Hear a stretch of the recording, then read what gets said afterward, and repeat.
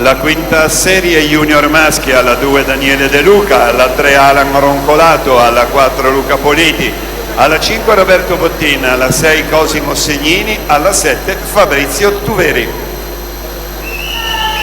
Tempo da battere per salire sul gradino più alto del podio, 55,71 di Samuel Ferretti.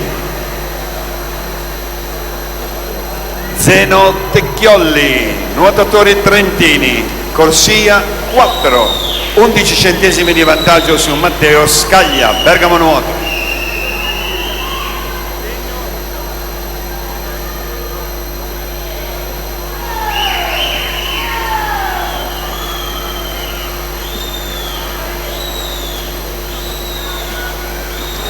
E si va alla conclusione ed è Alessandro Spreviglieri, 53,91, sarà